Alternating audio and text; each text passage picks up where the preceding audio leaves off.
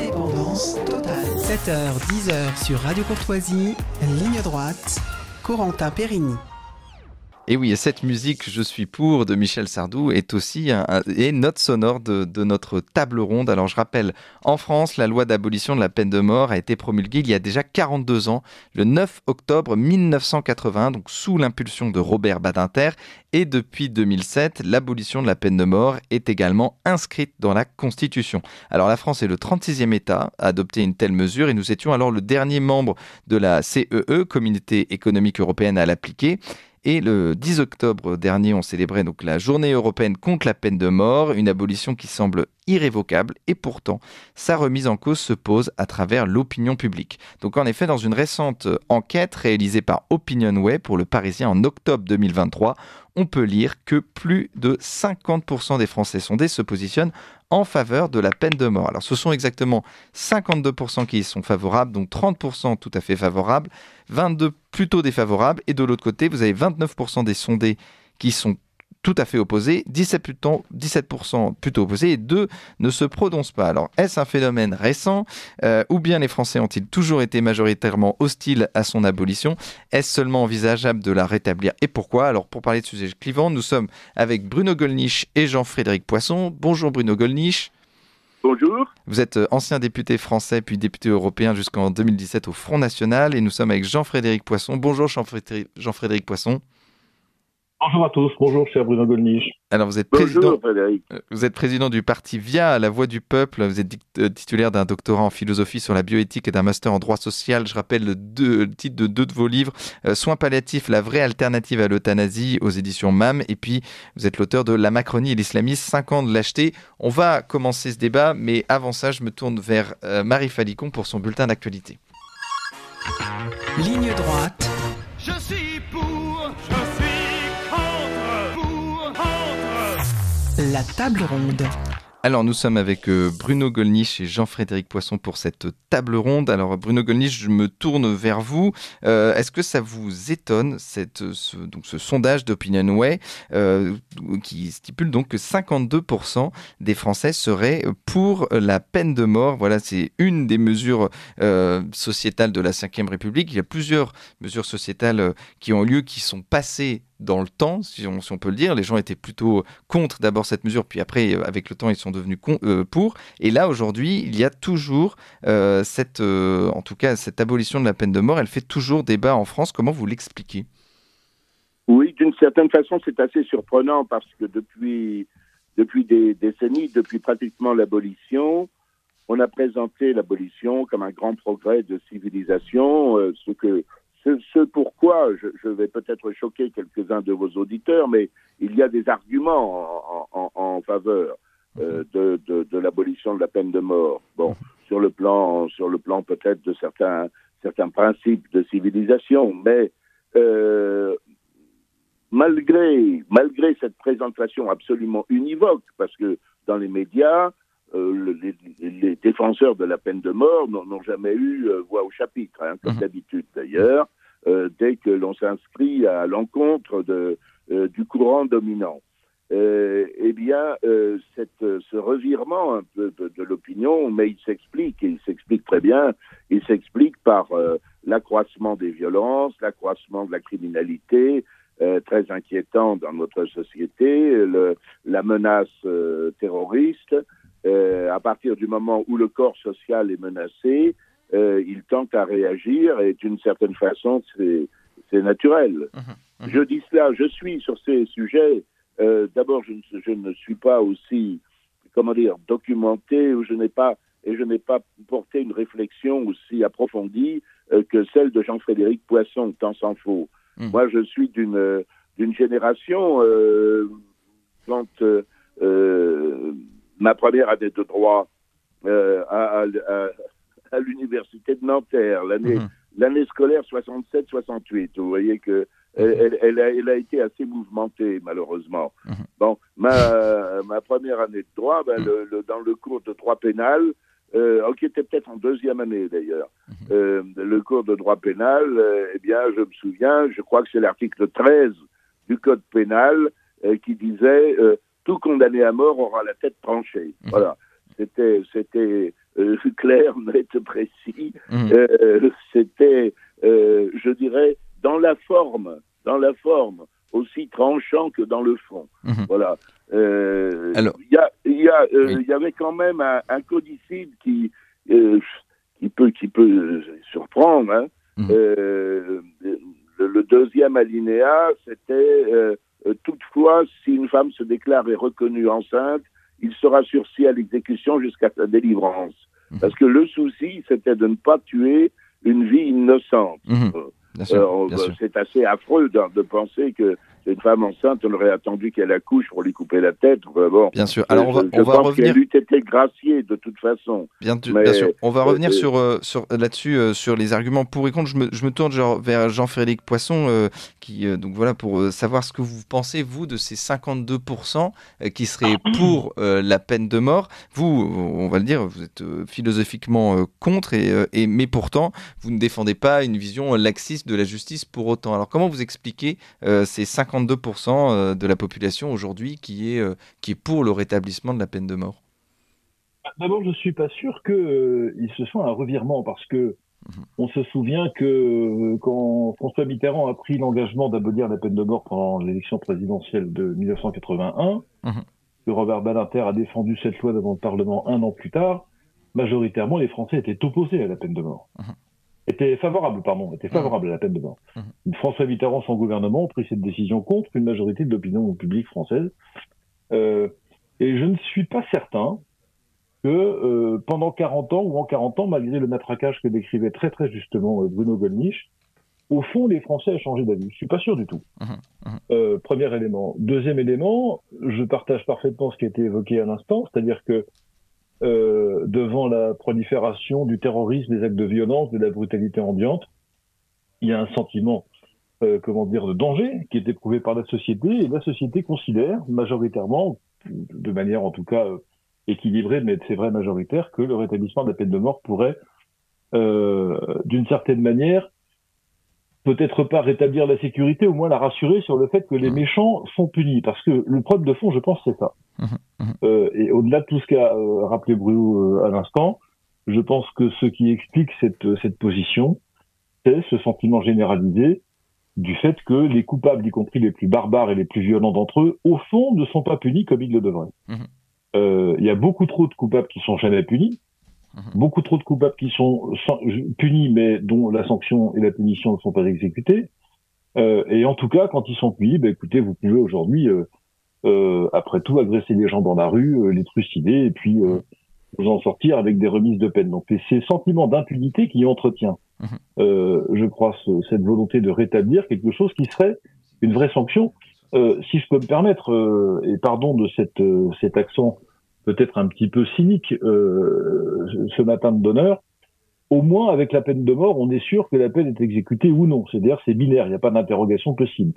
Et je pense qu'il y a derrière cette espèce de brutalité, et qu'il n'y aura pas de récidive, c'est exact. Donc derrière ça, il y a une forme d'assurance, je pense, ou de volonté d'être rassuré. Maintenant, comme vous disiez très justement, je crois qu'on peut défendre une position de la justice extrêmement ferme sans vouloir recourir à la peine de mort. C'est exactement la position de Via et la mienne, tout en considérant que, et ce sera, je crois, le ton du débat que nous aurons avec Bruno Gollnisch, je ne considère pas les défenseurs de la peine de mort comme des fous furieux ou des barbares, et je comprends très bien les motifs qui peuvent les conduire à la défendre. Mais pour des raisons philosophiques qu'on aura l'occasion d'exposer, je suis, comme vous l'avez dit, j'y suis opposé.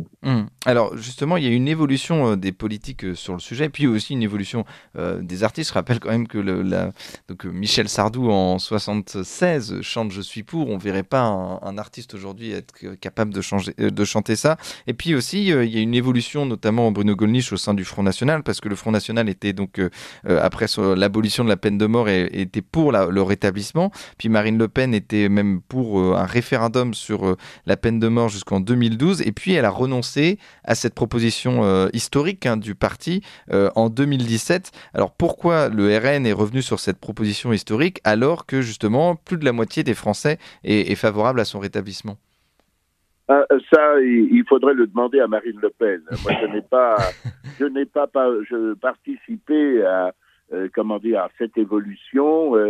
cette évolution programmatique. Je dois dire en toute liberté, tout en étant resté membre du Rassemblement national et en faisant partie de son conseil national, que je regrette infiniment que depuis 15 ans maintenant, aucun congrès ne se soit livré contrairement au précédent, à un travail programmatique discuté avec les adhérents, les militants, les cadres de ce mouvement.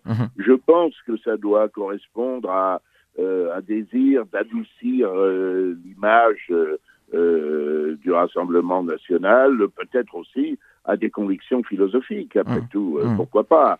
Mais si ce sont des convictions philosophiques, je comprends mal, en revanche, que tous les députés du Rassemblement national n'aient pas voté contre ce qui me paraît absolument monstrueux, c'est-à-dire la peine de mort pour les innocents, à savoir la constitutionnalisation de l'avortement, qui le fait passer d'un seuil de tolérance qui était admis par tous à une valeur de la République, comme si l'élimination, et je ne criminalise pas les femmes qui avortent en disant cela, mais dire que l'élimination de 230 000 enfants à naître chaque année est en quelque sorte un point fondamental de nos institutions, ça me paraît, pour tout dire, monstrueux. Alors, vous, Jean-Frédéric Poisson, donc vous étiez proche de Reconquête, vous étiez donc le porte-parole de Reconquête, et donc en septembre 2021,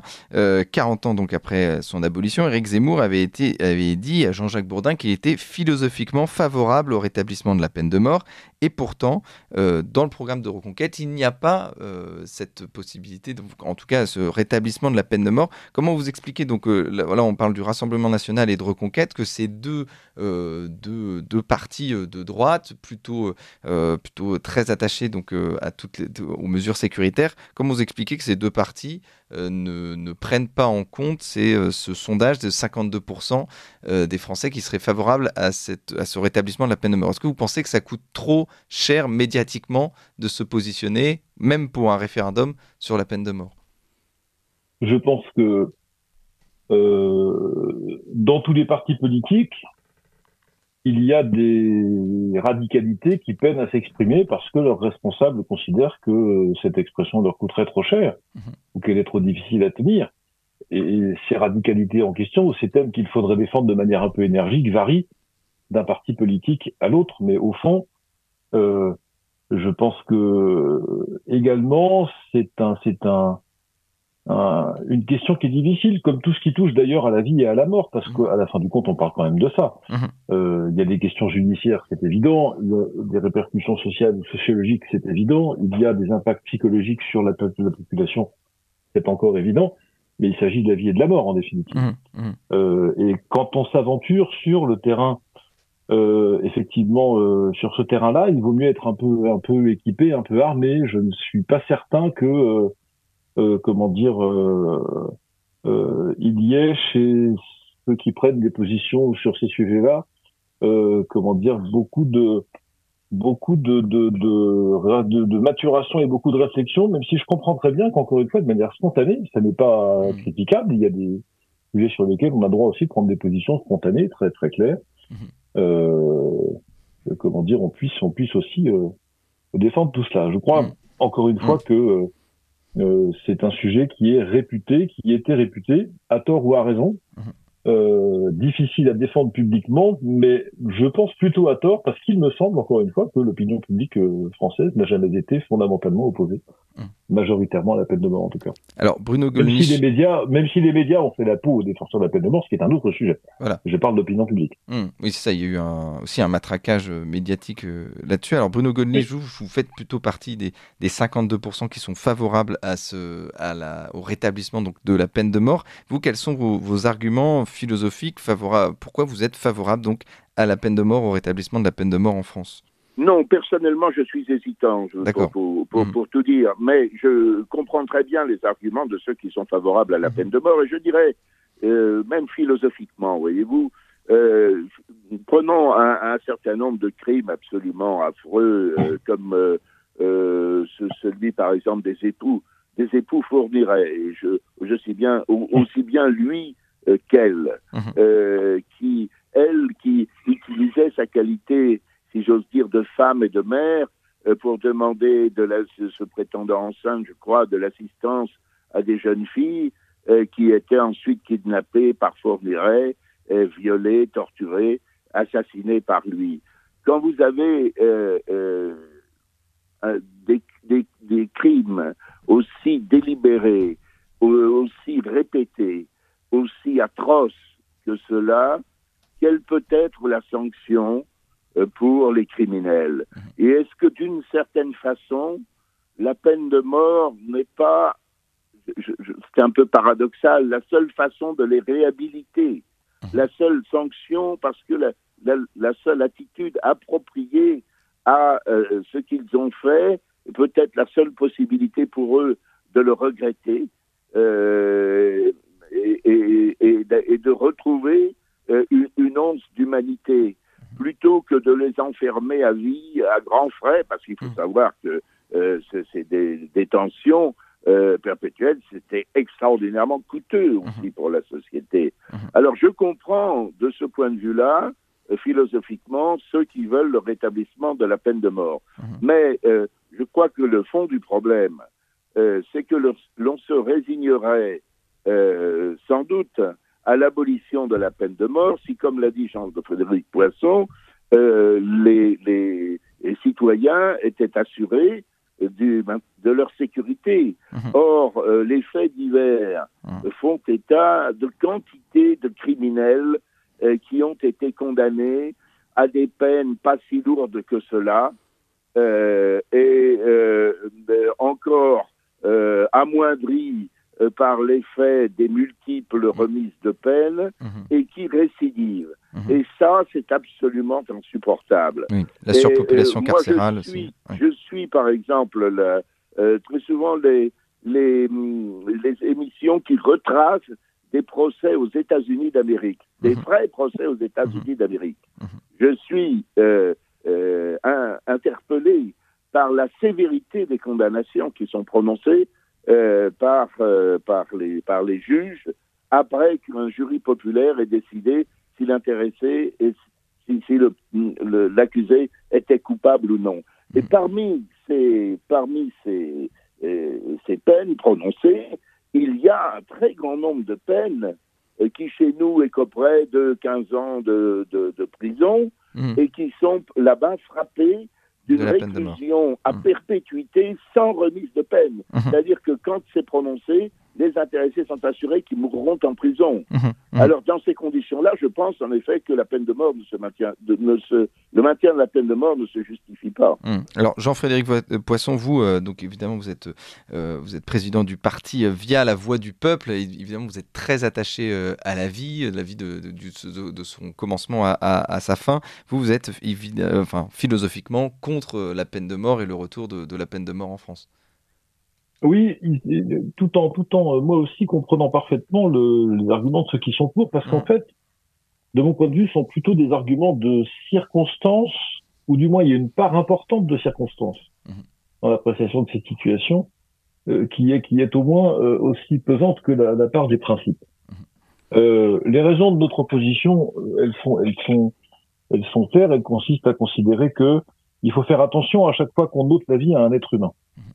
Même si c'est pour des raisons qui peuvent s'expliquer, au fond, je suis toujours très circonspect lorsque la société, des personnes de la société, en dehors évidemment des situations de légitime défense ou de la guerre, ça va sans dire, ça va mieux en le disant comme dit l'autre, faisons attention à chaque fois qu'on ôte la vie à un être humain.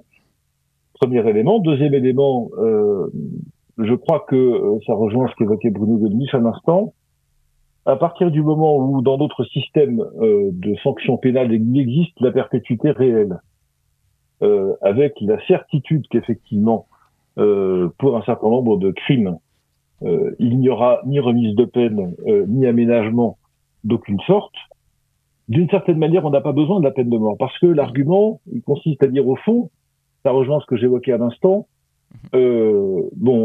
en situation de légitime défense, il est convenu que on a le droit de se défendre, y compris par des moyens proportionnés. Si jamais on provoque la mort de quelqu'un, s'il a menacé notre vie, il est légitime de se défendre, même si ça doit aller jusqu'à la mort de celui contre qui on se défend. Très bien. On peut considérer, c'est d'ailleurs tout à fait légitime et rationnellement ça tient, que dans certains cas d'extrême gravité des crimes commis, on est en situation, la société tout entière est en situation de légitime défense à l'égard de ceux qui ont commis ces crimes. Et donc, puisqu'on est en situation de légitime défense, on a le droit de supprimer la vie purement et simplement de ces criminels barbares.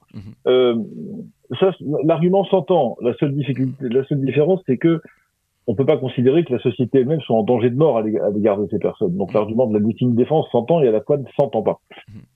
Voilà, c'est une question de proportion et de circonstances. Donc si on est capable effectivement, et je crois que les sociétés modernes le sont, d'inventer des systèmes de sanctions de perpétuité réelle quand elle est méritée, d'absence d'aménagement de peine, que ça soit visible et compréhensible par les Français, et que ça prémunisse ou que ça protège la société contre toute forme de récidive. On n'a pas besoin de recourir à la peine de mort, et du coup, on peut effectivement être attentif à ce que, l'homme ne s'approprie pas le droit d'ôter la vie à un de ses semblables, ce qui est un acte politique, philosophique et spirituel d'une très grande portée. Ah oui, parce très grave à tous les sens du terme.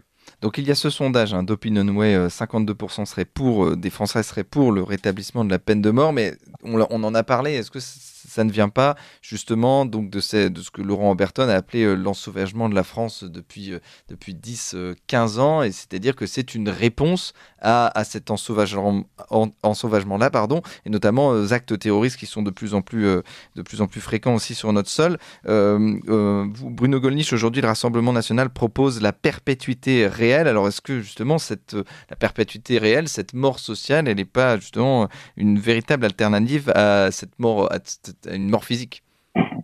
Oui, d'une certaine façon, oui, bien sûr. Certains pourront même penser, et même peut-être quelquefois des condamnés eux-mêmes peuvent penser que c'est peut-être pire. C'est peut-être pire que la peine de mort. Mais encore une fois, je pense que il y a, n'est-ce pas, des progrès dans la civilisation. Autrefois, la peine de mort était assortie, si j'ose dire, de réjouissances supplémentaires.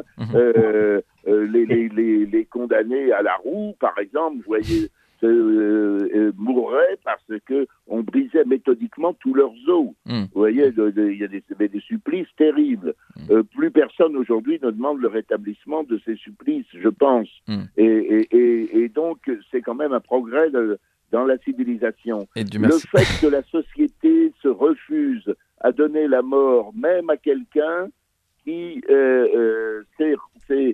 a ôté la vie à autrui, c'est peut-être aussi un progrès de civilisation, mais ça ne peut être un progrès de civilisation que si la société est protégée, protégée d'une autre façon.